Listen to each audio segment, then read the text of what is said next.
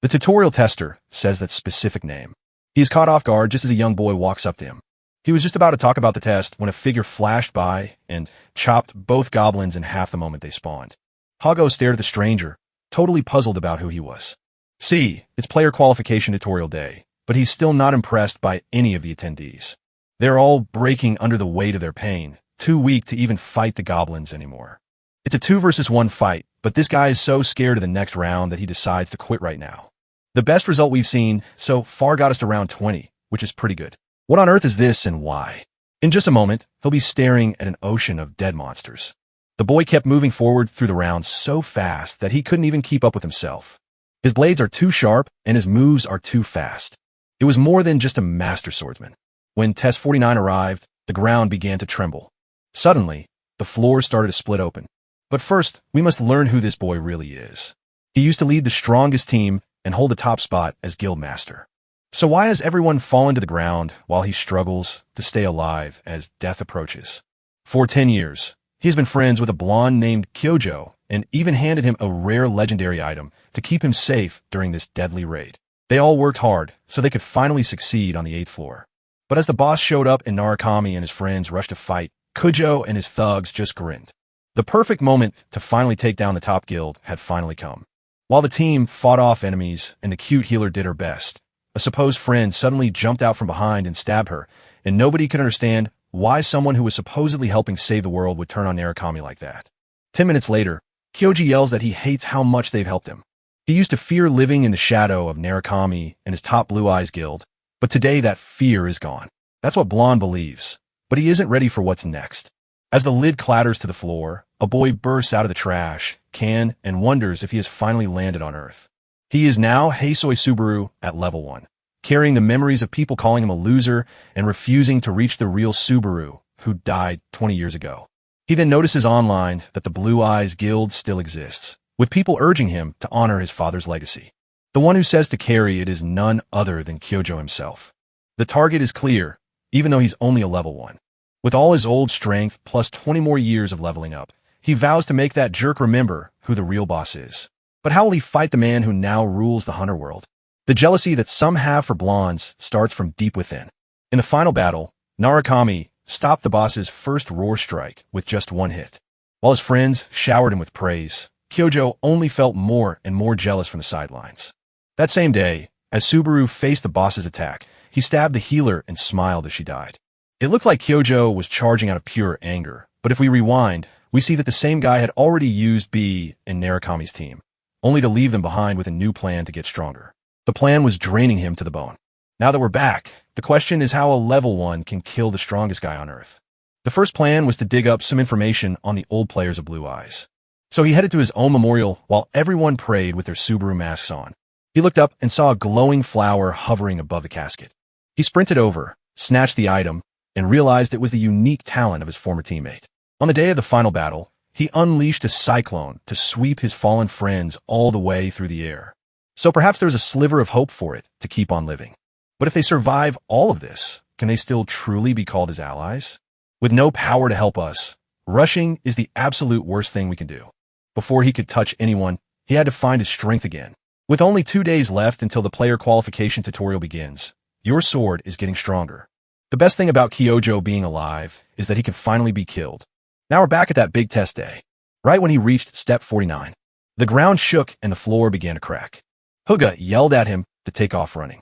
Was he convinced he had somehow become Narukami Subaru? The Goblin King burst into a rage when he saw the endless sea of green bodies before him. Baldy wanted him to quit, but the boss stepped up instead. Hosoi flung his sword away, snatched iron nails from a mace on the floor, and hurled them straight at the boss's eyes. The creature stumbled back, and the instant it hit Hoi, the deadly accuracy that came from training with that goth babe took over. If my training partner was there, I would have been just as sharp, striking him hard in the neck and all over his body until the unbeatable king, completely drained, collapsed face first onto the floor. Hosoi reached for his sword without a second thought and ended it all. He became the first hero to slay the Goblin King and finally clear level 50. But Subaru was terrified to have such a terrifying monster in the tutorial. Anyway, the boy started getting stronger fast and finally got to use the special tutorial shop. He held 2,500 credit points in his hand, standing before a shop he had never visited before, where he could already see treasures like the coveted nameless demon sword waiting for him among the many other great items for sale. Subaru wanted that car, but its special power was slowly stealing his life away. There was also the sacred sword Miranda, which cost 1,400 points and was a smarter pick than brute force because it fought off your exhaustion. Subaru realized he needed to think harder, and though he was shocked to find more options than the two he had expected, he knew neither choice would work without doing so. He could also spend 1,400 on a special appearance that washed away all the bad effects from his items and powers. Seeing this, he didn't hesitate to buy it, and with his bet placed, he also grabbed the demon's sword since he no longer had anything to lose. Subaru was truly happy with his choice. The bald man saw the sense in the deal, yet he admitted there was still one thing he couldn't figure out. He wondered why Subaru had made that risky bet, worried it might turn out to be useless down the road. Subaru hesitated to share every thought he had, and Hire felt a bit disrespected by his silence. The bald man sighed, decided to let it go this time, and admitted he had nothing left.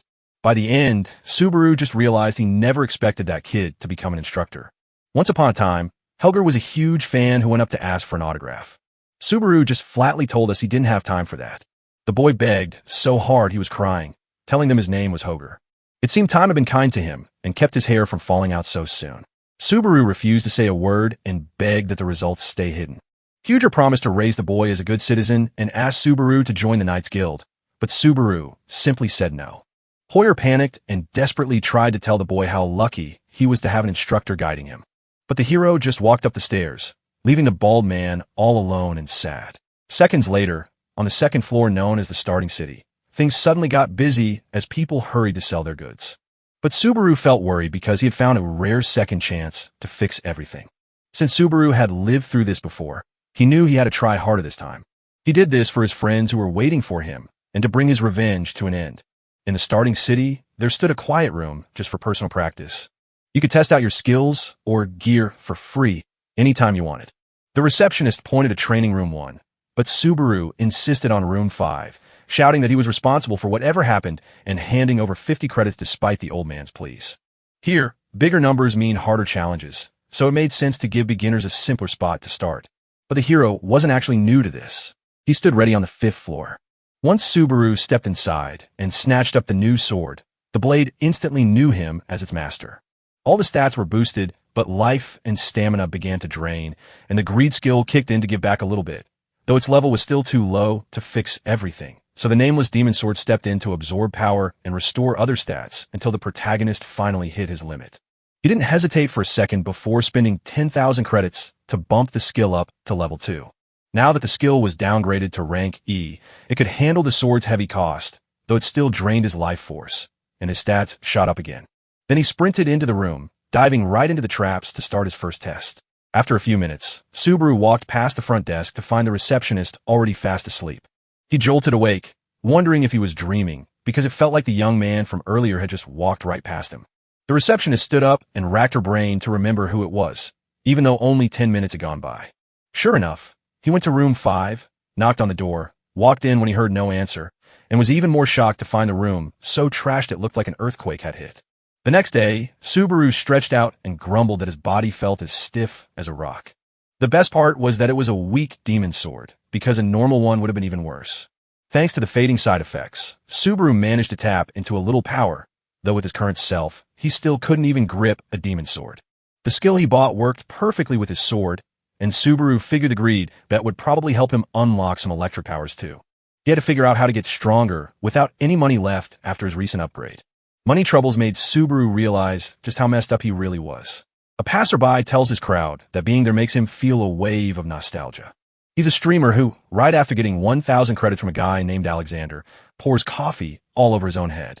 Subaru thinks the guy is crazy, but after checking online, he finds a news report saying that 1 out of 3 players is actually a streamer. Right now, people are streaming and earning points as they happen. Just when that happens, someone shows up saying the boy is there too.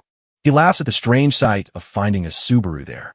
The protagonist suddenly felt his body acting strange, as if he didn't even like himself anymore. The man asks if Subaru will just walk past him, and the hero realizes the guy is actually scared of him. The protagonist trembled as he explained that he had somehow made it there too. Then the guy sat down, admitting he was doomed because even a total loser like him had managed to pass the tutorial. He admitted he wished the goblins would kill Subaru before he woke up in the trash, because the real person inside this body was just getting bullied. Isak admitted he was just being a jerk because the boy's name annoyed him and he couldn't even follow simple instructions. Subaru said the money he made wasn't enough to pull it off. But just as he opened his mouth to speak, a hard kick slammed into his stomach. He also tore open a food bag and told the boy to stay in the dump, warning him that leaving would teach him a harsh lesson. The hero remembered everything and finally understood why he was stuck inside a trash can. Anyway, Isak starts boasting about reaching level 20 and claiming he is Reinhardt's son. He also mentions learning a rank B skill, which is the highest level you can reach in the tutorial. Subaru gives the boy a kind word and then warns him that he's leaving. So the blonde hero suggests she grabs a coffee and snacks while he's gone. With Subaru staying silent, he begins to boil over, screaming that the boy has lost his mind for not listening right this second. But Subaru had no credits left to spend. Anyway, Isak tells the hero to sit down, but he's in too much of a rush to avenge the dead man to waste time. So he tries to leave without causing a scene, only for the blonde to grab his arm and stop him. Isak gets mad and asks if Subaru wants to know what happens when he is disrespected, but Subaru replies by telling him to let go if he wants to live. The blonde girl, practically exploding with hate, tells Subaru he isn't allowed to be so arrogant. Subaru just thinks he can't put on a show in front of everyone here. But then, the blonde begins to laugh so hard she can't stop. He asks if the hero is scared, knowing deep down that he's a weakling. He also says he must have barely made it out alive from the tutorial. Even though he feels great, he warns that whenever he chooses, he can make him vanish without anyone even noticing. Then he walks away, telling his friend to take care, which makes Subaru annoyed because Isak still calls him a friend. People say players can get stronger in two ways. The first way is to finish the challenges. By paying credits to survive the tower's deadly challenges and earn rewards that boost his power, the player avoids death but risks losing money and progress as he levels up. You can also hunt monsters outside the safe zones or clear special dungeons as your second option. It moves way faster than the challenges, but it feels real, so if you lose in the game, you actually lose in real life. Subaru stepped into the deadly orc dungeon, knowing that rushing into danger was the only way to earn the amazing rewards that made the journey worth it. Subaru looked at the news on his player kit again. A specific Narugami Subaru had 80,000 people survive to raid the 4th floor. Subaru is already annoyed because this is his 8th attempt, and seeing someone with a similar name wearing his mask just makes him more irritated. Suddenly, someone drops 20,000 credits into his account, and the boy thanks them. It turns out you could even send missions to streamers. 3 other viewers send more missions to prove you can do it, but unlike the frauds, the protagonist starts trembling with envy as the copy makes money easily while he was out taking risks. Subaru gets annoyed and keeps watching the stream for a few seconds, but then he quickly stands up to get back to what he needs to do. He pulls the sword from inside an orc and gets ready as a whole gang of them starts to arrive. Among them stood the orc general. The toughest boss there was powerful enough to crush us even without those sharp poison spikes from before. Subaru says they have a better trick, a demon sword that steals his health to make him stronger. Then he leaps over the tiny obstacles, shouting he has no time, and bolts like lightning straight at the boss. In the blink of an eye, the hero slashes the monster right between the eyes, clears the dungeon, and then wisely snatches up an ancient mask before making a foolish mistake. Faking along with everyone else is the best way to rake in some cash. So he slipped on the mask, ready to do exactly what he already knew how to do. In the end, with so many others just copying him, he was the only one who truly was Subaru. At the entertainment company Sin, Narukami's coup kicks off a stream that gets watched by a girl. Then, suddenly, she lets out a furious scream that startles her co-worker, sending him leaping out of his chair. She's furious that 5 people couldn't clear the dungeon, especially since the first team was supposed to earn 1,000 credits. Then he says a guy named Subi Kitchi ruined everything, and he might actually be a fan of Subaru, since the others use his name while the real one was gone. She survives by these streams, yet they're dry because everyone copies Subaru, and she thinks it's disrespectful for untrained people to risk their lives without knowing the basics. The friend asks why the girl quit climbing the tower to just work there.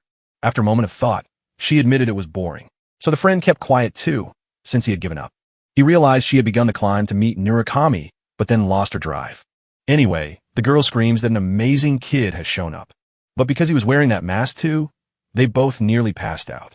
The boy asked his co-worker why they were watching such a terrible stream from up on the 2nd floor. But she confesses that every time she spots someone in that mask, she gets a little curious, and she even charges the guy 1,000 credits for losing a bet. When he reached the second floor, he figured it was just another boring spot. But knowing someone was watching made him feel a little bit of pressure. The girl on the account, Luini, asked if it was his first try, and Subaru said it was. Lou Money advised him to stop streaming and focus on his first run, but a bat monster was already waiting, and even as it charged him head-on, Subaru clamped down on its skull and crashed it into the floor like a bag of flour. Then the hero asked if Love was still worried about him. The real goal is to clear out the dungeon and get away with your life. As another person joins the flow, the girl insists the protagonist isn't being greedy, so he thanks her but warns that no trouble will arise since he prefers to grow stronger on his own. Everyone laughs at his crazy antics, but his famous name keeps the crowds coming. In the very first match, a land creature rushes straight for the hero's leg. But he draws his sword, cuts down the monster, and vows to keep moving fast, earning 2 achievement points for his victory over the Mud Merman. Right after the Merman, a swarm of giant bats swoops in, but the hero slashes them all down with just a few swings of his sword. None of the viewers could see what happened, but beating the bats gave 2 points and the Merman 4. That's why the hero told them that by listening closely to the sounds, they could tell exactly how many enemies were approaching and where they were coming from. Even though the viewers were shocked and Subaru promised to speak more, they still felt it wasn't quite enough. He worked hard to collect every single achievement point he could find.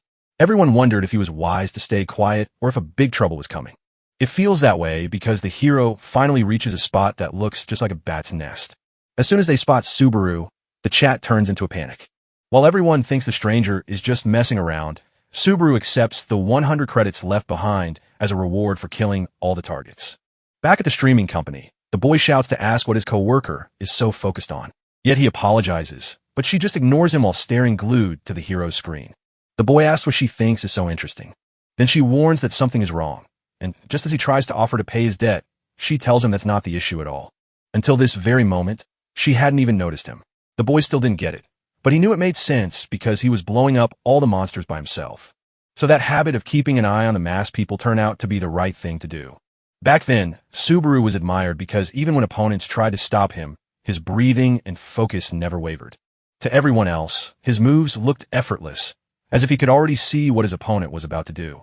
The protagonist paused to think, admitted he didn't even know what he was doing, and insisted that ordinary folks couldn't possibly copy him. Guru thought it was odd at first, until Subaru figured out that looking someone in the eye was the secret to making a choice. The one-eyed bats always strike by suddenly lunging their heads forward. So as they gain more, they reveal more gaps, and Subaru seizes the chance to slice them all in one go.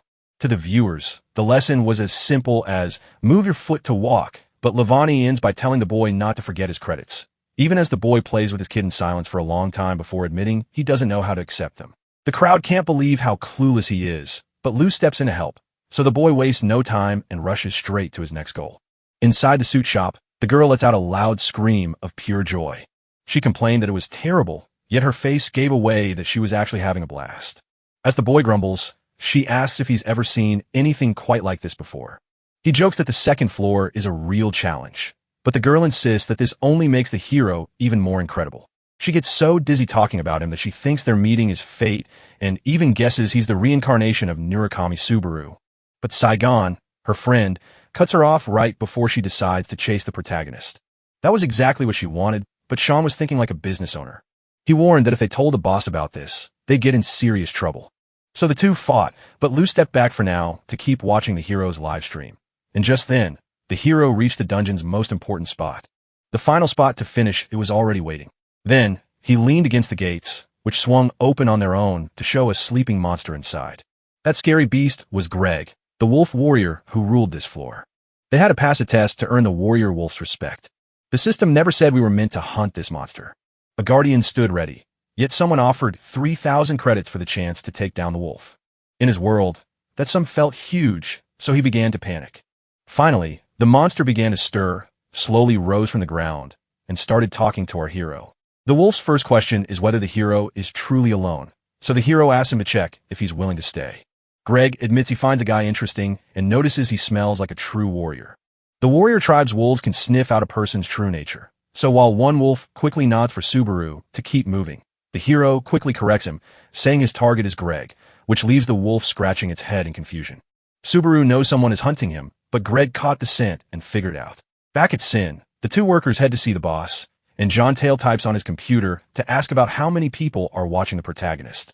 Sage shyly guessed there were about 20 people, but Love rushed to correct him with a smile, proudly shouting that the number was already past 30. The boss looks at the two of them and asks if they are just teasing him. Hatsuka gets in trouble because she couldn't find someone with special talent to bring along.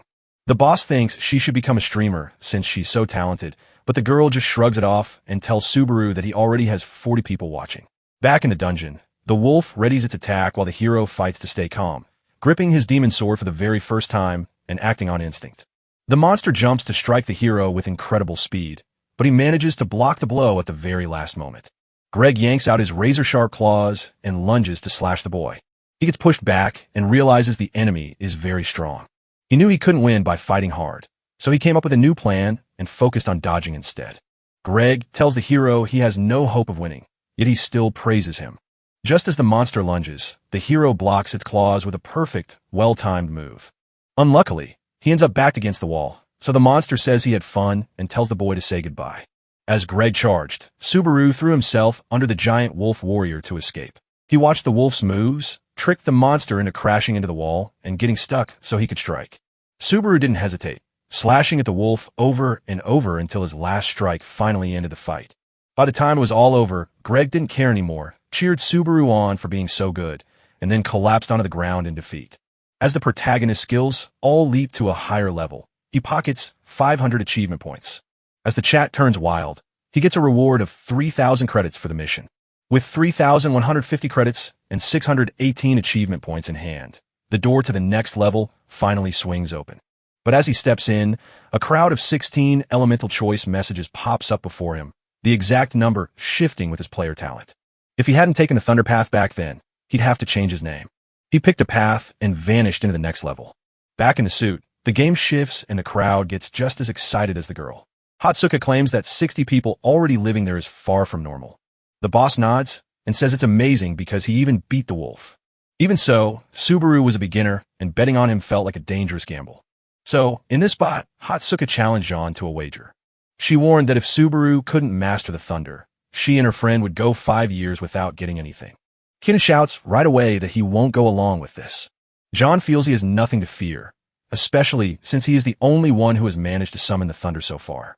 Hatsuko stood tall with confidence, so John agreed to hire the hero while the girl gently pressed a hand over her friend's mouth. Once he picks his power, he steps to the beginning of the thunder trail. Just as he reaches her, a hand shoves him back while voices cry out to watch out. That person barely made it out alive with the boy, as a giant holding a club was right there. The young man yells out what the hero is doing and warns him that he's about to die. Suddenly, a system message pops up, urging him to bring down the giant fragment. No one can make sense of why such a terrifying beast has shown up right here. This was a giant boss meant to show up only in the second half of the challenge. The hero felt that taking Greg's life had shifted the world forever.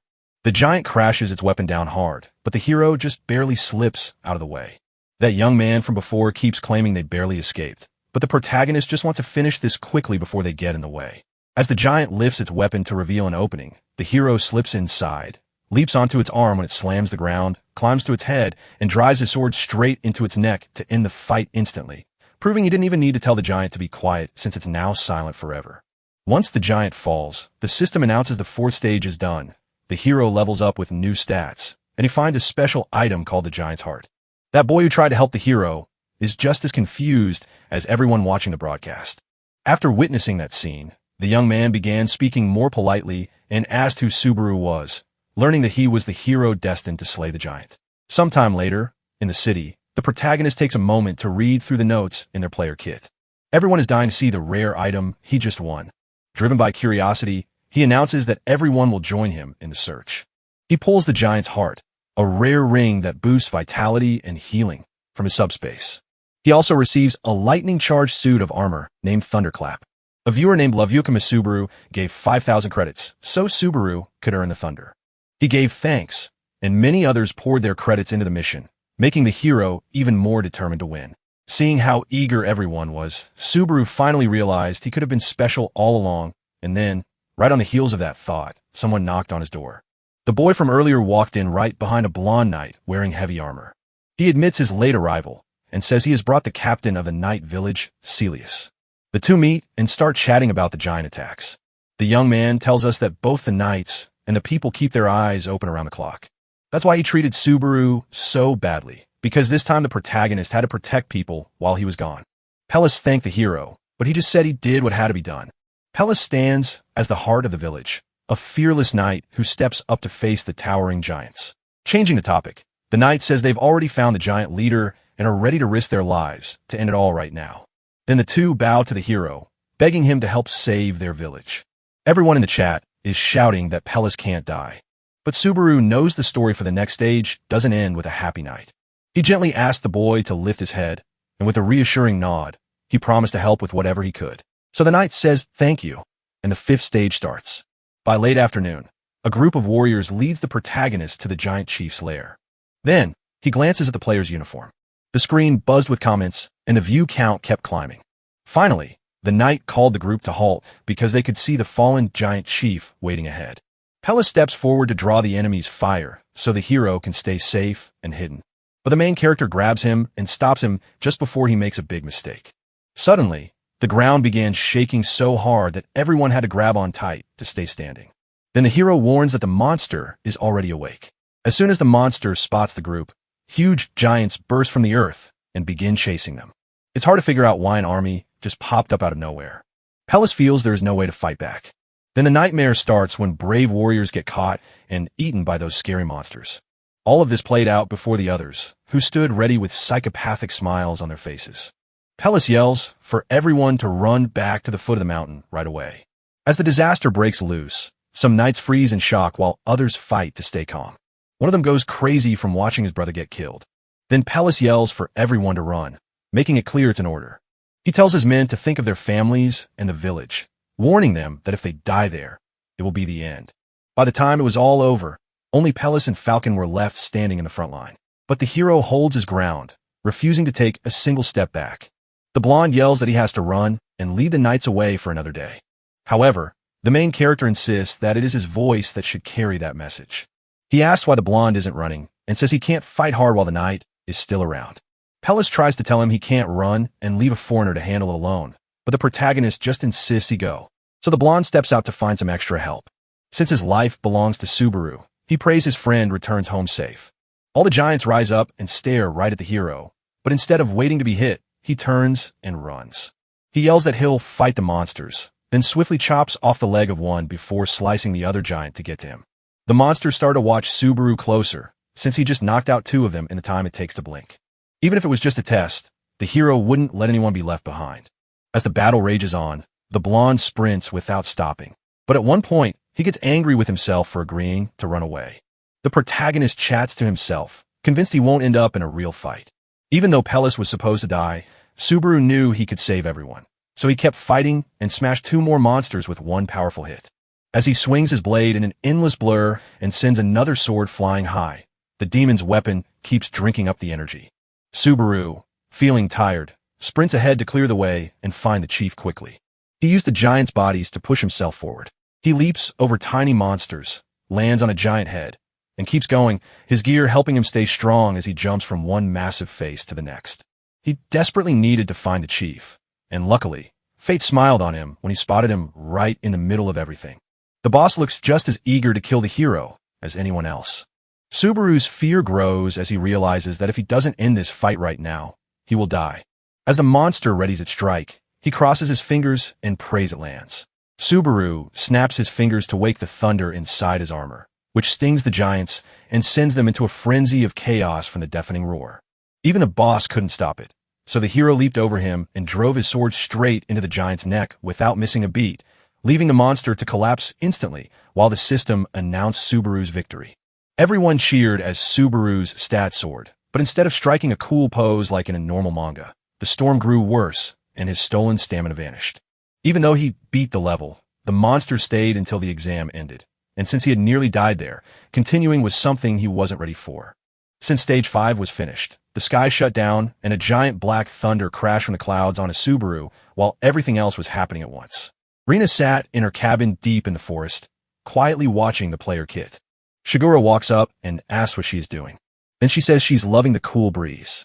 Shigura nods, telling Rina to make the most of it since their time runs out soon. Every time she tries to speak seriously, Her friend just ignores her. Then the girl gets curious and wants to see what else everyone is watching so intently. Rina watches the live stream of a guy named Narukami Subaru, but Rina just gets annoyed when Shigeru mentions he could be the leader. She claims he's just a bothersome streamer up on the second floor, and she recalls exactly what her friend told her about him. If Subaru had lived, Kazuki would be in big trouble right now. Rina knows the leader is gone and is trying to help her friend believe it too. But she disagrees, shouting at Rina how long the hero can hide, while Shigeru retorts by asking if they'll just keep watching forever. Rei claims she's just killing time watching the live stream, but her eyes widen in shock when she checks it again. Then Shigeru glances over and wears a shocked expression, just like him. In the test, the hero calls down thunder to strike the giants and sparks electricity from his demon sword to cut them down. Then he grows so powerful that he slices down every giant that dares to come near him. Once he's done, Subaru knows he won't have enough strength to walk back. He beat the monsters, but he paid a price by pushing himself too hard. Luckily, the boy wasn't by himself. Hollis actually did go out to find more help, and the moment he found the hero, he sprinted over to lend a hand. But the protagonist was too weak to speak and closed his eyes until he passed out. The air inside the entertainment company grew heavy with tension after they cut the broadcast feed. Jun and John tried to comfort the girl, who looked like she was crying, but her red face was just from embarrassment. She sent a message to the hero, so he'd know it wasn't just about business. But then Sean remembered it was actually about work. Hatsuki yells that she's way more of a fan than a manager, so it makes perfect sense. And then she changed the topic to say she'd already told the director. The thunder power that only Subaru once held is now theirs to use. John is sure the boy did something important that needs our attention. Suddenly, Sean shouts that the hero read the email, and Hatsuka nearly faints from a thrill. But sadly for the poor girl, he only looked at it, and all her excitement was washed away. On the same day, the streamer who breaks down every battle suit himself up to go on the air. Hoke has earned a lot of respect by sharing his views and teaching others how to beat their foes. He watches videos of players like the newly arrived Kurukwa Omon and Kazuki, the current face of the team, with intense focus as he breaks down their skills. Hokwai admits that Subaru is the ultimate legend he can think of, so he thanks everyone for joining him and reveals that today's story is all about Subaru.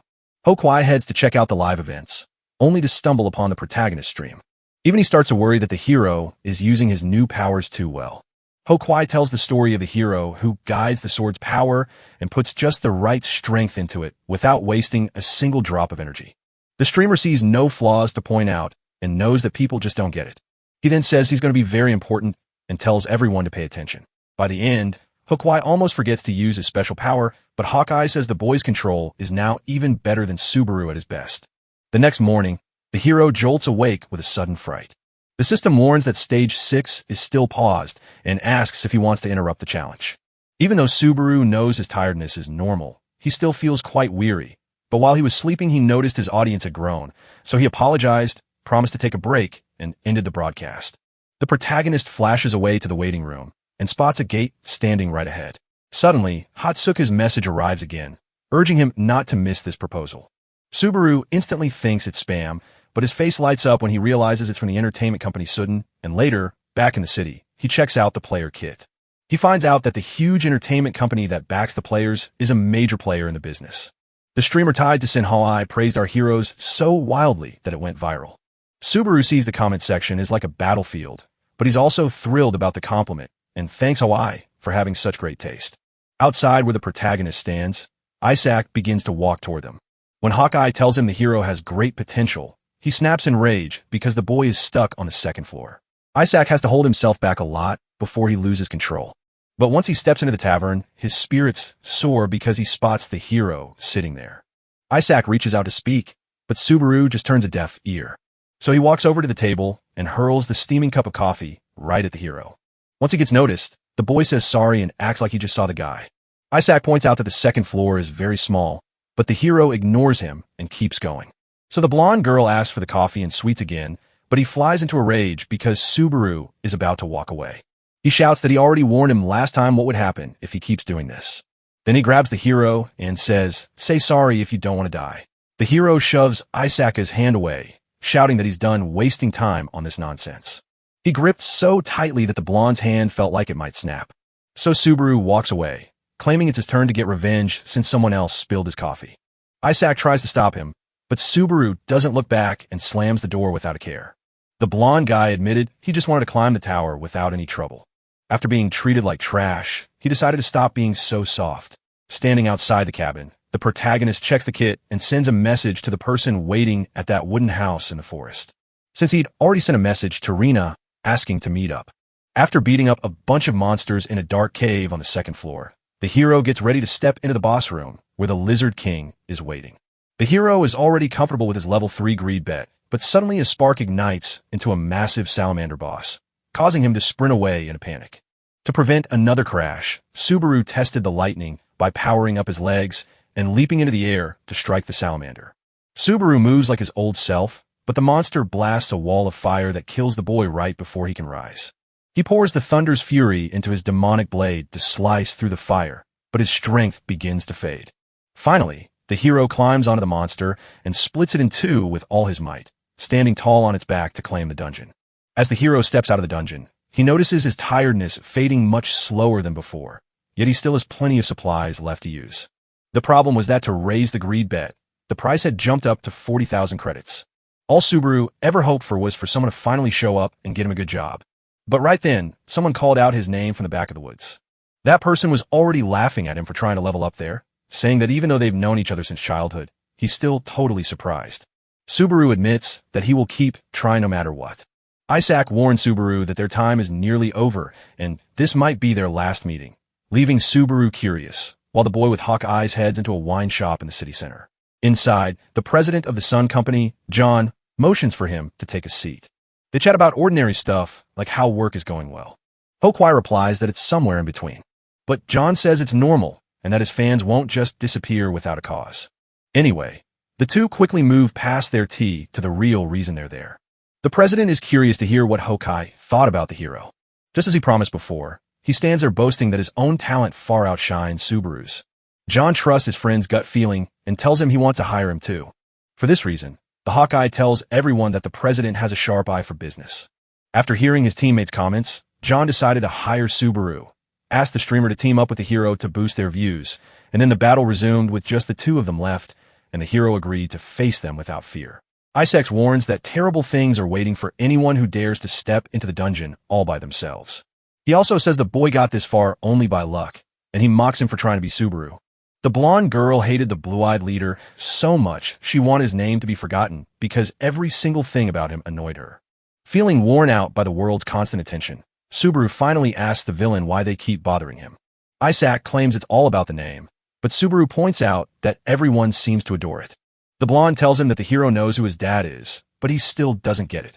Then Isaac declares once more that he is Reinhardt's son, sparking a memory in Subaru about the legendary saint who wielded a sword with a single deadly strike. Back then, after the hero won a fight, it caused a massive uproar. Suddenly, a Subaru from the Blue-Eyed Guild showed up and beat up Reinhardt, the top fighter from Runeterra. With just one blow in less than a second, Reinhardt wanted to keep fighting, but after stumbling to his feet, he crashed back down on the ground. Right now, Isaac screams at the hero not to speak his father's name again. Subaru keeps wondering if people hate him because of his name or because of his father. He also tries to show how much pain Hosoi Subaru went through just for having that name. But the blonde girl gets tired of hearing this nonsense, so she conjures a ring of fire around the two of them. With his hands ablaze in magic and desperate to end this fast, he orders Subaru to shut up and just die already. Isaac says he hates Subaru and the way everyone keeps treating him like a god. Knowing that his own actions led to his guild being wiped out on the 8th floor, Isaac says that's exactly what they deserve and hopes they are burning in hell right now. The blonde woman tosses a fireball at the hero, laughing that his bad luck started the moment he was named, and the blast sends him flying. Isaac huffs, blaming his lack of control over his strength, but he's already excited to hunt down that masked streamer next time. Suddenly, upon hearing the word masked, the hero steps out of the blast wearing a mask and asks if they are speaking to him. Isaac shouts that the boy can't possibly be okay after getting a fireball smashed right into his face.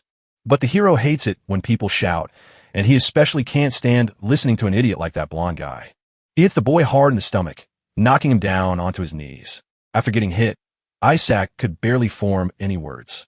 The hero sneered at his own face. Isaac can't believe what's happening, so Subaru invites the boy to play a game. He asks his friend to guess if he is the actor Hosoi Subaru, the masked streamer Narukami Subaru, or even the real blue-eyed hero from the guild. Isaac begins to realize that the main character is the famous kid everyone watches online. He doesn't care that a loser like him has finally unlocked the thunder element. He warns that a nobody like the hero can't win at this level. And because of that, he claims he is better than the real Subaru with the blue eyes. Isaac lunges at the protagonist, his body exploding with rage. But now Subaru strikes back with savage force, slicing the boy's arm clean off. As the blonde tries to figure things out, the main character asks just how he is so sure of himself. Isaac was still confused until he realized Subaru had talked about Hasoi's pain as if he were someone else, proving the real Subaru was the one in front of him. But it was too late since getting struck twice knocked the blonde right out. Then the hero declared that this was his way of saying thanks for lending him Hasoi's body. In an ordinary restaurant, folks often talk about spotting a Subaru fan sitting among them. They cringe at the sight of him broadcasting live. After giving it lots of thought, the hero realized that wearing this mask all the time was the perfect way to keep his identity safe from enemies. And finally, the person he had been waiting for showed up. Hatsuka greets him warmly, saying she was the one who sent the message. Then she introduces herself with clear embarrassment, shakes his hand with deep respect, and notices that the boy looks just like the real Subaru, as if he'd come back to life and was hiding his face with a mask. Subaru asks if everything is okay, and the girl nearly bursts with embarrassment because she forgot the boss told her to make a great first impression and she's already failing. She begins to scratch her head as stress builds up. The protagonist starts chatting with her to see if she's a fan of Subaru. As Hatsuka agrees, the hero tries to play it cool, but she tells him she's actually a huge fan. Hatsuka beamed with pride as she confessed she'd been watching his life since he was alone, admitting she was terrified when he stepped into the giant's trial. In any case, the hero gives her a grateful nod for standing by him. Hatsuka admits she believed in destiny to send a message, but she quickly pulls herself together to discuss the contract for commercials and events, promising to support the hero's brand as long as he keeps streaming, which makes Subaru wonder if all streamers live so well before he cuts her off to ask if her managers are as kind as she is. Then the girl tries to say they are better, since she can't tell if he's enjoying it or hating it. While the girl thought she was in big trouble, Subaru just noticed that her level was actually very high. That's why he kept his mouth shut, knowing that if the company boss was this strong, he'd have to become even stronger just to survive. Hatsuka's heart sinks in sorrow, but then the protagonist reassures her that he believes she is trustworthy, reaches out his hand to seal a deal with the suit and entertainment company. Then the girl thanked him for his trust, her voice trembling so hard with emotion that she almost cried. The following day, the protagonist starts a live stream that quickly draws in 703 eager viewers. He goes wild, realizing his views exploded overnight thanks to Hatsuka, so he invites everyone to join the fun of the show he's about to put on. The hero steps into the sixth stage, the legend of the Thunder Path. Under the gray sky of a rainy day, the knights huddled inside their tent were drawing up a plan to push forward. Pellis asks if the hero has already arrived, and Falcon shakes his head, saying no. Someone wonders if he can be trusted, while a colleague struggles to believe that a foreigner defeated the giant chief all by himself. Two others argue that the blonde can't be so clueless if he didn't watch the man fight. But Pellis screams for the pair to quit their silly chatter. And right as they were talking about Subaru, the boy shows up. Pellis rushes over to check on him, and the hero reassures him that he is all right. To everyone else, the hero's mask looks pretty shady. The hero notices that his friends don't believe he actually beat the giant. He recalls that Hatsuka promised to mute his mic, so he only tells the NPCs that they are being extremely arrogant. Before anything else, an older knight thanks him and introduces himself as Dale. Subaru says it's a pleasure, while the old man claims he was protecting the village from the attack Subaru led. The hero instantly asks if anyone is stronger than the chief. The old man told us that the real giants who once battled the gods are locked away and gone. The ones left standing today are just the last bits of what used to be the very best. But Dale nearly loses his mind talking about the giant that showed up after the hero killed the chief. The room feels so heavy with tension, but the hero thinks he can easily beat the guy standing in it. Dale lacks the courage to ask for help, claiming the hero feels confident simply because he hasn't seen him yet. Pellis yells at Subaru about a legend, saying a hidden thunder fragment waits at the top of Millennium Mountain for the person who must save the village. A few days later, another village burns as terrified people flee from a horde of giants. The giant leader talks like he's found his missing son and then grabs a knight right off the ground. He grabs the man in his palm, crushes him into a bloody pulp, and promises to take revenge on the human race for his son's death. Subaru, who is already close to the chaos, spots the monster in the city after climbing down from the mountain. The chat feels spooked because the giant looks like a wild, crazy killer. She told Subaru that the giants would arrive in 3 days, so if he couldn't find a fragment, he had to run away. So, the hero climbed up to the top of the giant mountain to hunt down the power of thunder. But he wasn't scared because he knew he could handle whatever came his way. The trouble was he'd used that exact same catchphrase before. So the chat caught the clue, and while fans of the hero set credit-earning missions for him, the young man kept riding his horse until he found the hiding spot the blonde told him about for one of the thunder fragments. Our hero halts because a massive stone wall suddenly blocks the path ahead. Then he begins his search. Pellis told us the piece was handed down through legends, yet he had no idea what it actually was. But even though the blonde girl didn't know how to get that power, she was certain that whoever could command the thunder would be strong enough to beat the giants. In the real world, Hatsuka shouts to her boss with pure joy because she just closed the deal. Then he laughs heartily and says the girl has finally turned out to be a good person. Hatsuka thanks him but wonders if she was finally good enough, and John quickly tells her he spoke with the Hawkeye man before hanging up to say the young guy will call soon. The moment her work is done, the girl happily flops onto her bed to watch the hero go live. She could finally live her dream of watching him on the screen and working with him in person. The girl tuned in exactly when the hero spoke his famous line, but she was shocked, not excited, because his natural delivery felt so strange to her. Perched at the mountain's peak, the hero unleashes his thunder power while the crowd mistakes his focus for nervousness, only to watch him punch through a stone wall without stopping, driving harder until a blinding lightning explosion erupts.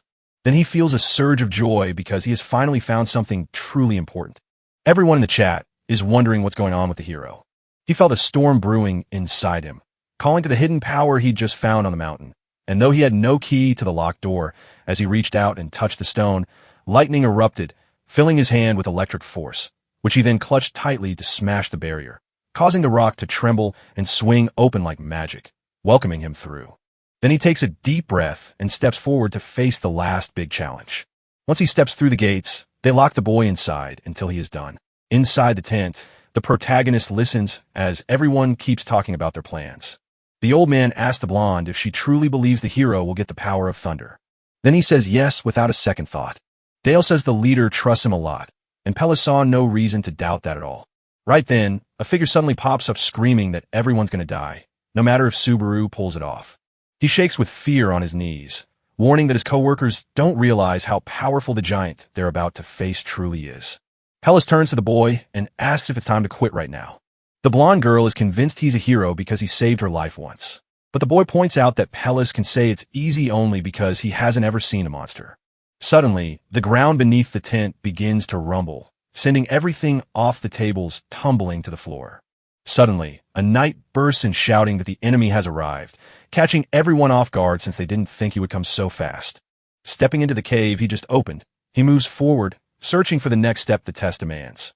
Some say it looks empty, while others point out amazing things like how thunder moves so fast you can't see it coming. Subaru begins searching for what he can't quite see. He shuts his eyes, holding on to the name of the challenge, Thunderpath. The biggest power he felt was rising up from the ground beneath his feet. So he came up with a plan. He grabs a stone from the dirt and hurls it as hard as he can across the land. As the electricity fades into the air, it slips away and can no longer be seen. But the deeper it goes, the tougher it becomes. Then the protagonist's stone shattered a few steps forward. Even though he knows this is just a test, he still has to keep moving forward because that's the only option he has. Then the hero realizes this cruel endurance challenge will kill him if he fails. So while many give him impossible missions, others scream at him to stop before it's too late. He gives them a grateful smile and keeps walking forward. While cooking dinner in the forest cabin, Shigura stares closely at the player's kit. Rina shows up so suddenly that Rina leaps out of her chair in pure terror. Rina jumps a bit and wonders if her friend saw something weird, but Shiguri quickly says no, claiming she's just too tired. Rina teases her back by saying that hair usually grows more on perverts. Since she was banned from watching streams, the girl found herself bored. But Rina grew curious because she felt like she was being pushed off the couch. Her anxiety grows so large she starts shouting at her friend. She orders the girl to stop interfering and find another place to rest while she kills the kid's noise. Anyway, Ray feels right out of place on the couch and stands up to head for the door. Once she stepped over the line, her friend offered to let the other one stay and eat, but Reyna slammed the door right in Shiger's face in pure rage. Now Shiger could quietly return to her stream, knowing that if Rena saw her watching, it would cause trouble. The girl notices that Subaru acts like a leader she can trust, even though he gets desperate for money. By the time it was over, the girl had lost her focus, so Reina gently touched Shagger's shoulder and asked if she thought she'd miss it, but the girl's angry face made it clear she was furious. Inside the Thunderpath cave, the hero moves forward with great care. But soon sparks fly and shock him, leaving his progress stuck at a tiny 2.3%. Subaru can only keep going because he feels that familiar sensation, something he's had to face many times before. With just a tiny bit of progress behind him, it's clear he still has a long road to travel. But he keeps pushing forward, knowing that now he just needs to be tough enough to reach his goal. The folks in the chat don't get why he isn't running because they can't feel the pain he's going through. Reaching the goal is everything, but if the hero can, they'll sneak into the cave to find something else. From the comfort of his own home, Hawkeyes keeps his eyes glued to the stream, watching every single move. He remembered that John had asked them to work together, something their boss never did. John shared that in his live stream. He could only control half the things that happened. Hawkeye realized that how famous he became would be shown by the kinds of players he would find. Subaru's stream felt less like a veteran talking to fans and more like a convlog. Since Narukami was still learning how to stream, Hoai just did what he knew best. This was the perfect moment to jump on a speeding fireball and shoot him straight into the sky like a brilliant new star. People said Hoai stayed in the analysis room because he was too scared to climb the tower. But the truth was, just like everyone else, he dreamed of touching the stars. For a split second, he started imagining himself as Subaru and drifted away from the stream. He gets so scared he runs back to work, only to realize he missed something super important. Back to the main story. He keeps walking, but the nearer he gets to the end, the more wounds he gathers. Subaru keeps moving without ever slowing down or showing any sign of pain. Instead, he walks through it all without saying a word. People say the deadliest lightning is the kind that digs all the way inside you. Now, the hero has walked far enough to spark electricity in his heart and move his meridians forward by about 20%. When the meridians open up, the hero swells with a fresh dose of magical power. Some random meridians are just ways power flows through things. Just as tiny meridians act like veins carrying life through the body, opening them is like clearing out the clogged entrances. Suddenly, the raw energy of thunder surged through every part of the hero's body. Hosoe never took the time to clear out the blocked lines in his body. So the hero was making things up as he went along, which usually means drawing on his own magic since borrowing power from others causes terrible pain. Even though blood pours from him, he keeps pushing forward toward his goal. Rina felt a heavy sadness in her heart as she watched this scene unfold in her home. She watches quietly, knowing what the hero does because she plays with him, but not why he does it. As he moves, he isn't drawing on his own magic, but instead stealing power from the outside world. Everyone knows the pain is so huge that people usually pass out right away. Even though this exam can't actually kill you, the pain feels so real that the girl is on the verge of tears, desperate to understand why he's pushing himself this hard. With the path half cleared, the tiny gates are now almost fully open. So the hero finally sees that he was wrong. He felt so terrible he thought he was about to die and fail. Back in the day, Subaru always said that nothing was too hard to beat. That's how he pushed his team forward, since he always came out on top. But now, he wished he could undo everything. If the hero hadn't spoken so arrogantly, maybe none of them would have died right beside him. To make things even worse, Subaru recalls that the last thing the blonde said was to call him arrogant. All of it was his doing, so he just kept walking until he couldn't go any further. But in the end, the hero crashes face first to the ground and can barely move his arms anymore. After passing out, he wakes up in a green field, realizing he is back in his old body and doesn't know where he is. But when he turns around, he's stunned to see his friends enjoying a picnic instead. Shu, Sad, Iori, Shigeru, and Rina are all gathered together. So even though it felt just like a dream, he dashes over to his friends. As he draws near, Subaru's tears flow because the moment feels utterly real. He chuckles and jokes about his awful dream, eager to share it with his friends, only for them to angrily accuse him of being the one who actually killed them. Subaru panics as the girl stabbed by the blonde demands to know why he didn't save them after bragging so hard about his strength. A strange red fire changes the picnic campfire, and when Subaru tries to scream and explain, his friends melt into scary, unrecognizable spirits. The hero screams louder, begging his friends not to leave him alone, until he drops to his knees in pure desperation. But then a boom erupts and brings it all to a sudden stop. Back in the real world, Subaru opens his eyes and realizes the whole experience was just a hallucination. Though he's still badly hurt, he is almost done with the hard work now that he is nearly finished. Even though his memories are broken, he still feels thankful for knowing why he lives and what Kazuki did. While in the village facing an attack, everyone stands shoulder to shoulder with the knights ready to fight back, even though they're scared because one giant has already crossed the wall. The knights hunt for the real boss and claim the hero ran away, but Peleus yells that he stayed, crying out that they first gave a stranger power over their village before turning on their own leader. That's why the blonde asked if those who complained weren't ashamed to call themselves knights. Dale rushes to say the leader is right and that we must protect the village before pointing fingers at anyone. He ignites his sword with magic and declares that knights protect others rather than wait to be saved, so Dale and Peleus charge the monsters head-on, ready to fall with honor. Just as the hero hit 99%, he finally saw how close he was to finishing. He manages to spot a glowing core of electricity and figures it must be the point of the test. Even though his tiredness is nearly at its worst, he refuses to quit because he is so close to his goal. Back at the village fight, Dale sprints forward and swings his sword to slice right into a giant's leg.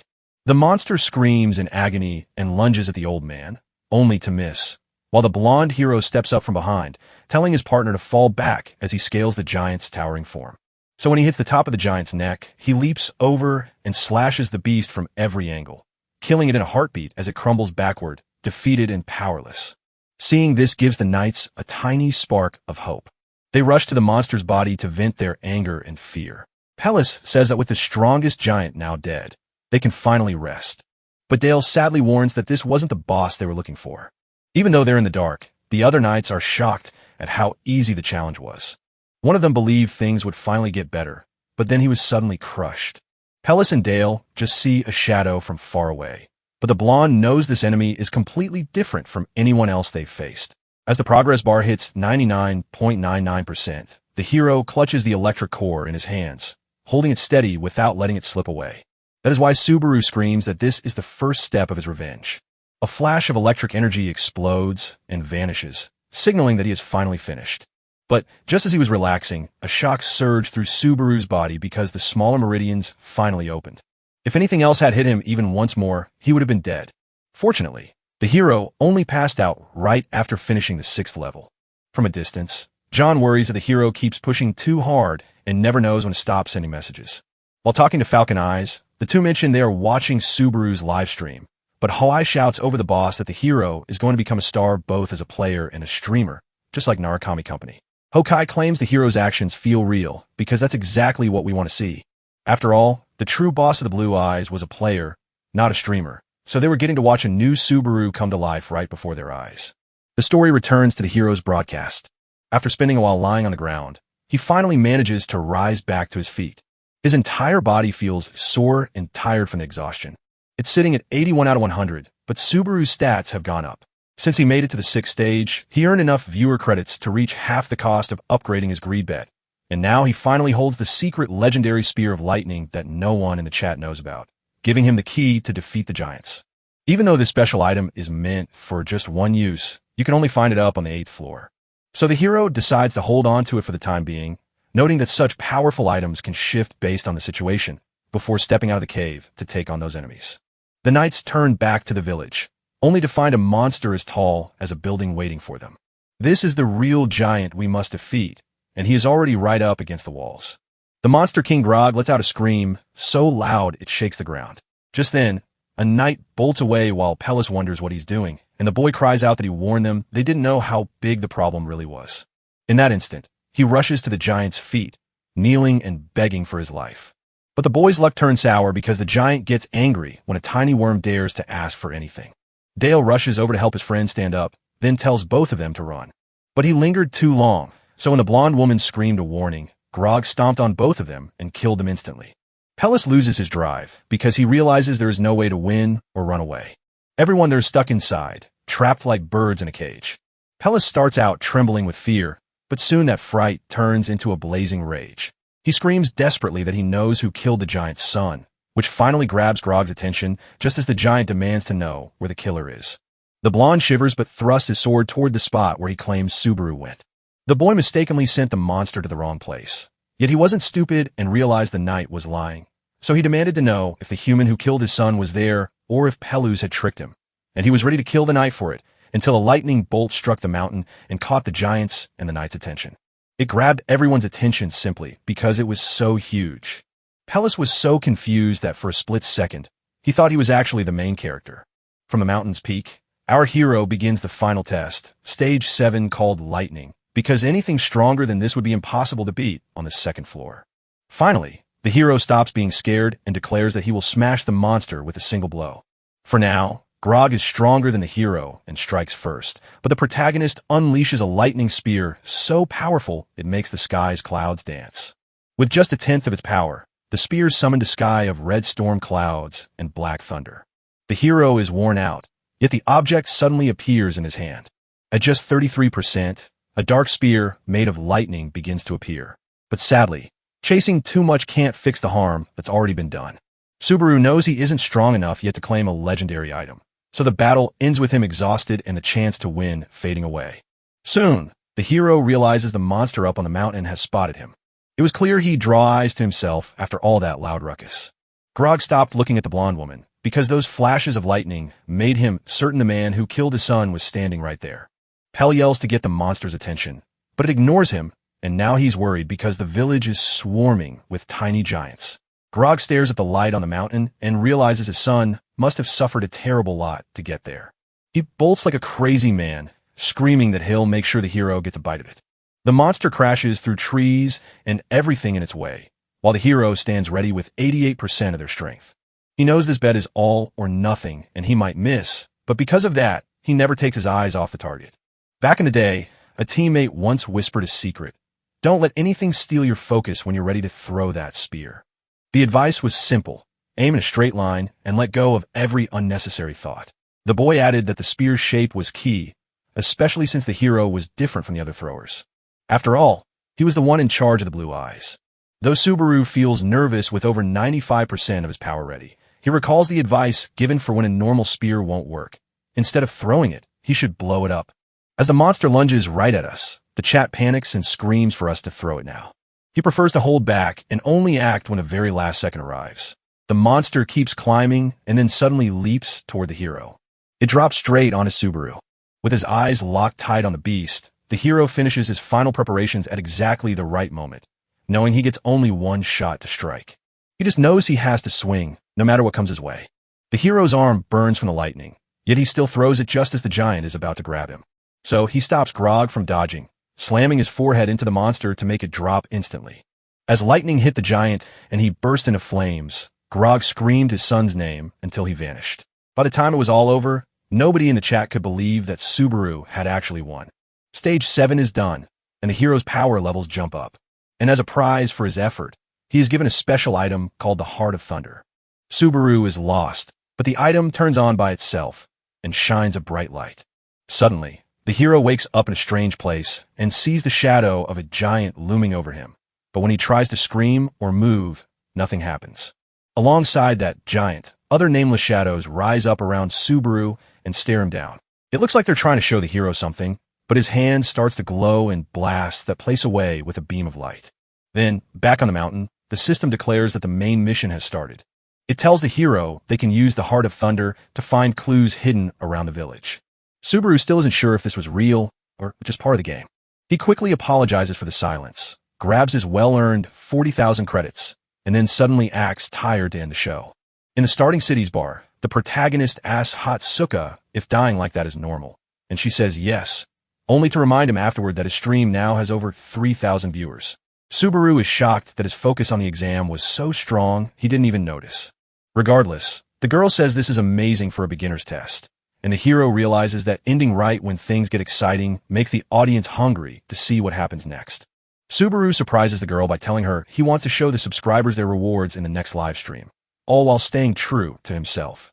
Then Hatsuka gets confident she's got him figured out, so she warns him that she has a special gift for him that he simply can't refuse. The girl asks the hero to find a streamer named Hawkeyes. He agreed, and as soon as he joined the stream, the title speculated if the hero was the second Subaru or the original while a challenge was thrown at him during the exam. After a brief pause, Hawkeye suddenly declares he must explain everything, insisting that the protagonist's true name is Subaru and that he knows it for sure. The hero wonders if the manager feels the same way, so the girl boldly asks a question that might offend him. She knows the manager should speak up and realizes it's wrong, yet she still can't change her mind. Hatsuka questions why the protagonist is a streamer. She asks because she believes it isn't about the money. He pauses to think, leaving her heart pounding, only to admit that his feelings are purely about the money with no other reason at all. Hatsuka's face burns with even more embarrassment. She nods and says that money matters, then apologizes for asking. To help him forget, she starts talking about the rewards. Hatsuka tells Subaru about Hokai as a veteran contractor and shares all the plans they made together for his future. They decided Hokai would share his profits with a boy who reacts to his life choices, and Subaru happily declared that he only hears good news at this agency. The girl blushes, and he replies, "This isn't a normal bonus." That's why Hatsuka asks Subaru if he wanted to team up with Hawkeyes. Walking home, the hero realizes he can take the mask off and stop chasing money. He feels embarrassed, yet every new friend he makes it harder for him to keep his secrets hidden. With his 40,000 credits, he boosts his greed bet to level 4. But knowing he'll soon be down to just 120, he takes comfort in the promise of working with Hawkeye once he rests. Speaking of which, he pulls out the flower from the museum, guessing his friend already knows about it. In her private office alone, she buries her face in her pillow, still buzzing from something Subaru said. She came up with a reason that he needed money, probably to help someone who was sick, so she shouted that she wasn't going to ask any more questions, even though she was curious. It was strangely fitting that Subaru's claim that only good things had happened felt so true at that exact moment. She punched the bed to show her excitement, admitting she liked him and convinced herself Subaru was truly wonderful and noble. Later that day, up on the 7th floor of a castle tower, a man trains his body while watching a stream of Hawkeye clips that compare the hero to the Subaru from the past. But this guy isn't having it, especially since he has no clue who the streamer is even reading the comments from. A rookie with 8,000 views is standing before him, reminding the man from the blue zone of a past he once shared. While they chat about the player, he finally realizes that Subaru is the one rumored to have mastered electricity. Looking at the stream footage, he agrees it's truly impressive because it brings back what Seiko Shuhei once taught him. Never let your eyes wander when you throw a spear, and Amon admits he tried to learn everything from that blue-eyed lancer. After all, every member of that guild was the very best of the best. For some reason, people forgot that Subaru was just as much of a monster and that their deaths looked suspicious. Hokai kept talking, saying he had nothing else to say. Then Amon and his subordinate get annoyed, suspecting the streamer is chasing fame. So the player shuts off the TV and demands to know why he had to watch that show. But the subordinate says the guild leader was the one who asked for it.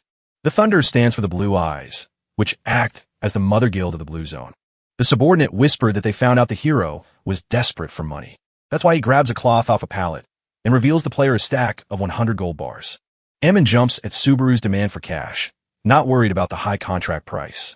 Back on the Thunderpath challenge, with the city in ruins, everyone has to start putting everything back together. The blonde guides the knights toward the wounded so they can heal them and share their medicine. His worried face turns to a smile the moment he spots the protagonist arriving after the fight. Pelia told us how scared everyone was when he suddenly collapsed right in front of the whole village.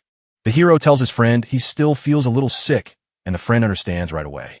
Shifting the topic, the hero asks for a chat, and the blonde suggests saving it for later. This convinces Subaru that it's the perfect match, and the chat is urging the two of them to tie the knot. Back in his room, the hero begins to examine his rewards. First, they gave the main character an electric heart that makes it tougher against lightning and electric hits, but nobody in the chat knows if he's happy or sad about it. Subaru stood stunned in awe because the item was a perfect fit for an electricity user, and it was truly amazing. At last, the blonde woman knocks on his door, and he invites her to come inside. What's different is that the knight walks in carrying a basket of fruit, asking if you slept well like he's your girlfriend. So without touching the fruit, the two of them head over to start talking. Subaru asked if the legends were true. Then the blonde girl says yes, apparently, and thanks him. That's why the hero tells the blonde girl that he found something scary on the giant's body called the Heart of Thunder. Subaru clearly asks if his friend knows anything, but he claims he doesn't, and after that scary moment, no one believes him. Pellis argues that his only wisdom comes from legends, which are mostly lies, yet he claims he can still recall two of them clearly. The first was that the Thunderbringer would show up to beat the giant, just like the hero did when he took out their boss. And the second one came from time long ago when gods and giants clashed over thunder. This story was a legendary tale within legends about the time the giants were finally defeated in a great war. It's likely someone made the protagonist Thunder's heart. The creator never shows up in the legends, yet we can feel there is a reason they exist. Pelia explains that giving humans the power to wield lightning is their only chance to stand up to the gods and giants, which is why the blonde hero sees it as the perfect tool to make the fight fair. As the tale comes to a close, the system calls out that the Thunder Path has finally run its course. The hero earned 17,000 points to unlock his Thunder skill at level 3, causing his body to glow brightly while the blonde girl grew desperate. Then suddenly, the protagonist vanishes and gets whisked away to the 3rd floor, a place known as Ordinaril. He suddenly appears there as if he was teleported. The players spot the hero standing there, but they're done with him since he's wearing the Murakami mask. Love or Hatsuka sends 1,000 credits to celebrate the hero, but he ignores them because a memory from that place fills his mind. Back when he first stepped onto the 3rd floor, that was where he met Rina, who felt ashamed because she had lost her friends. She asked if he'd seen a giant like him or someone even taller, so he pointed to a corner and said they must have gone that way. Reina sprinted ahead, but after just 2 steps, the path vanished and she was completely lost, unsure of which way to turn. Seeing this, the hero grabbed the girl's hand and ran off to find their friends, which made Rina jump for joy. But there was really nothing else for the main character to do. So, they finally introduced themselves. Even though the moment was lovely, he worried that if he hadn't helped, she might still be alive. When the chat asks how Subaru feels, the hero struggles to speak because he is filled with guilt. He wraps up by letting us know the next broadcast will feature the Hawkeyes. A guest arrives at the protagonist's table on the 3rd floor, and after apologizing for the wait, John steps in for Hatsuka since the system needs time to move people between floors. He introduces himself as the boss of the entertainment company, and the hero replies that he's heard of him from the manager. Usually, the president lets Hatsuka handle these talks, but he insisted on meeting the hero himself, especially since she was so excited about him, and he knew for sure that Subaru, the one with the blue eyes, was the very first to do it. The president tells us the girl has really high standards for who she likes, and he also asks us to try a different question instead. He asks if the protagonist wants to join the Blue Eyes Guild, and is shocked when his reaction shows the boy is actually interested. That was actually one of the main reasons the president wanted to meet with him. Another reason was that in just 5 days, the tournament prize from the 3rd floor would be unlocked. But the moment the protagonist sees what John means, he gets really fed up. After our hero wrapped up the live stream, Rina grumbled that it had to end so soon. She felt a spark of curiosity and stepped out to wander through the woods that lay just beyond the cabin. Finally, after she found some sugar and asked if the girl was finished, the girl said yes. Rina asks her friend what's going on, and he admits he's stuck because 2 warriors are frozen in front of them, and he can't decide whether to kill them or let them live. Rina tells her friend to kill them, but the other hesitates since Kazuki wouldn't send such weak hunters, yet leaving dangerous assassins alive to leak their location is also a terrible idea. Because of this, she snaps her fingers to pull several blades from the ground and lines them up with a quick hand sign. Sugar screams out a warning for her friend to stop, but Ray doesn't even pause to think. She hurls her blades at the frozen warriors, shattering them all until nothing but shards of ice are left. Ray insists that no matter who is pulling the strings, sending assassins back is simply not an option. She also points out that her friend's inability to decide is a problem and insists she needs to think more clearly. Sugar's player kit beeps with a new message, but when Rina sees it, she is instantly shocked and then furious. The two get annoyed, but Rina is far more upset, especially since they were selling Tasha's shoes. Shigura soothes her frightened friend by explaining that their current situation is just a trap designed to catch them. And while Rina knows some of them are still alive somewhere, she agrees that standing still is not an option. Sugar admits she's bad at keeping secrets, but says her friend is the one who's good at it. Then Rina tells her co-worker he chatters too much, but insists she already knows exactly what needs to be done. Before Shiger grabs her arm to stop her from rushing him blindly, he explains that he thinks it's smarter to steal once the winner has already been decided. When we return to talk with the hero, the mood grew heavy because of the shoes John had shown. He knew Subaru would care, and he wanted it too, just not for the reasons the president had in mind, because John said it all hinged on his own results while the president saw it as a chance to make content by chasing that item, even though the protagonist felt it was too bold to use Tashi's precious items as a prize. John can't fathom the hero's sudden rage and starts to get really worried. Then Subaru agrees to follow the president's idea, which lifts his spirits, and right then the hero stands up to get things ready. From far away, John shouts that he'll be cheering for him, but Subaru doesn't hear a thing because he's only thinking about grabbing that item at all costs. Sitting in his room, the protagonist wonders what kind of event this tournament will be. Subaru hopes the car is one of a kind, but he knows he can't ask for too much. Suddenly, Hatsuka knocks on the door, And just as the manager arrives, the hero stands up to grab the mask, meeting the well-dressed and embarrassed Hatsuka. The trouble was that the main character had been wearing a mask this whole time. Subaru invites the girl inside, and she nearly explodes from embarrassment, yet she steps in anyway because it makes sense to enter if they're going to talk, leaving her face bright red. Once inside, before they even say much, Hatsuka notices that his room is very simple and has very few things. She gets shy because he doesn't say a word. The hero believes her massive mana and unique role means she isn't a normal manager. Hatsuka worries if she looks okay, but the hero assures her it's fine and quickly shifts the conversation to the tournament. She shoves some papers into the air and stammers an apology. Hatsuka tells us that the tournament will be a huge battle royale where many players fight for a prize, just like an individual test of luck for the hero. Hatsuka warns that the gym is hidden in the virtual exam zone on the 3rd level and costs 1,000 credits. But she's already sent the hero the gear, so he can see exactly what he needs when he checks the kit. Subaru thanks her, but she just says it's her job to help. The girl also asks the hero if he got the message from the director. That message from the blue zone reminded him of the terrible Kyojo Kazuki, making him tremble with rage as the girl explained they needed the hero to meet and had sent an email to the company. They likely want to find the boy and offer him even more money to make a deal. But Hatsuka can't believe it when Subaru tells her to just ignore them. The hero declared that he had no plans to join this guild or any other. That's why the girl cheered like she'd just won a huge prize. She admits she was too scared to speak up, worried that Subaru would leave her because of it. Hatsuka tells the hero to have fun working with Hokwai. Then she skips off to celebrate while he's still reluctant. In the end, Subaru respects her hard work even though he knows she's driven by something else. The president waits with the Hawkeyes on a stage-like set. Today's showdown pits the original against today's Subaru in a battle of talent. Hokwai says the game looks like fun, but John worries that if the hero loses, everyone will think it's a disaster. Even though the streamer is confident in the fighter's skills and knows they haven't lost yet, both agree the fight rests on the protagonist's effort, and just then, the manager walks up with Subaru right behind him. Hokwai feels thrilled that this is his moment to become a bigger star. He reaches out to the hero to introduce himself, and the hero greets him while Hawkeye admits he's a new fan. John says to push the talk to later and start the show right now. Then Hawkeye begins by greeting the 1,300 people alive. At that very moment, the views jump from 1,300 to 1,200, a drop that feels more worrying than wonderful. He recalls that today is the long-awaited collaboration everyone has been waiting for. As the protagonist steps onto the screen and introduces himself, everyone can't help but stare at his face with growing curiosity. That's why Hoyes claims that neither he nor the manager saw it. But at least our hero finally answers the question by telling us he's quite handsome. Hawkeye is getting super nervous as the excitement for the live stream keeps growing. He notices the cool atmosphere and learns Subaru has no girlfriend, easing Hatsuka's mind. So the crowd of 20,000 eagerly watches as lights flash and battle robots appear in the gym for the big test, which the streamer says is perfect for checking the hero's control and keeping Subaru's real record safe. When the chat asked, the hero said he thinks he can break the record.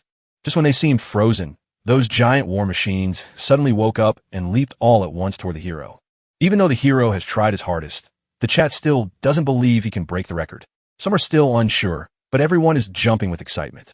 One viewer offers 10,000 credits for the hero to kill 43 enemies, but the hero refuses because losing would mean taking off his mask. The trouble is that others are adding more points, so Subaru has to take them. Since the live stream is from Hawkeye's perspective, he warns us not to worry because everything will turn out in the hero's favor. So he asks the hero to watch closely and then kicks off the show. The fight will last just 3 minutes. Then, right there, a bunch of deadly machines jump on his Subaru. He unleashes his thunder power and begins beating down several enemies at the same time. Then he seizes one of the machines by the head and smashes it straight into the ground. The crowd gasps in shock as the hero slays the foe without his sword, only to draw the demonic blade and slice through 6 enemies in a single swing. Chad stands frozen in shock, yet new machines keep popping up to charge straight at him. Just 1 minute into the 3, he leaps over the enemies just as he did back in the day. In the sky, he snatches the demonic sword, pours lightning into it, and smashes the ground, sending all the nearby machines flying away. With just half the time left, the hero has already taken down 26 enemies, putting him right up there with second place. Then the chat began to weep over the points they were about to lose. With just 13 seconds left on the clock, Subaru stands tall at 41 kills and keeps knocking out the machines. With one last strike, he takes down 42 enemies, but his muscles scream in protest, and as the clock ticks down to 3 seconds, he forces himself to keep fighting. With his very last bit of strength, the boy takes down one final enemy, and when the clock hits 0, the scoreboard glows with a final tally of 43 kills. With the challenge finished, and the hero finally tying the record to claim the top spot, the historic moment drew a massive crowd of 40,000 viewers to the stream. Hakwai bolts away in shock, unable to believe that the protagonist has been tied up. He nearly swoons from pure excitement, and the chat suddenly starts treating the hero with real respect. They respect Hakwai even more because they see he isn't a bad person. The streamer shouts that he's live on his profile, but then Reinhardt drops a massive 10,000 credit gift that makes every viewer except Hawkeye's go absolutely wild. Hakwai feels he can't thank the ranker enough for watching his live, while Subaru remembers who he is. Then the ranker sends another gift saying he always watches the hero's streams, making the protagonist think his father must know what he did. Reinhardt keeps talking and asks the boy if he wants to do a collab. The room falls dead silent when this proposal is offered. John and Hatsuka wave the hero to take it, but he refuses, insisting he must keep chasing his dreams for now, which nearly sends the whole group into shock. After saying that, Subaru quickly shifts the topic, tells his friend to tidy up the mess, and walks away without another word. John and Hatsuka wonder why the protagonist turned them down. John says that working with these top-ranked players is a rare occurrence that almost never happens. But the hero says if it matters that much, he'll become one. And then, just like before, a heavy and uncomfortable quiet falls over everyone. Hakwai quickly says that everything was great, promises to send money for the boys, but he also asks to make one question. The streamer noticed that Subaru wasn't feeling as good as he used to. Subaru was stunned to realize he had actually spotted it. Trapped with no way out, he admits that it didn't matter if he won or lost, because either way, he was already in deep trouble. The real point of the show was to grow, not to break every single record. If he won, fame would come fast, but the rivalry would end. Yet if he lost, everyone would call Subaru a liar. That is why the hero looked for a result that wouldn't cause trouble, thinking it was best to stay right on the fence. So, Hokwai wonders if you could have actually broken the record. But Subaru also decides to leave his friends curious. After all, he could no longer change the result. And now, it would only depend on how people would interpret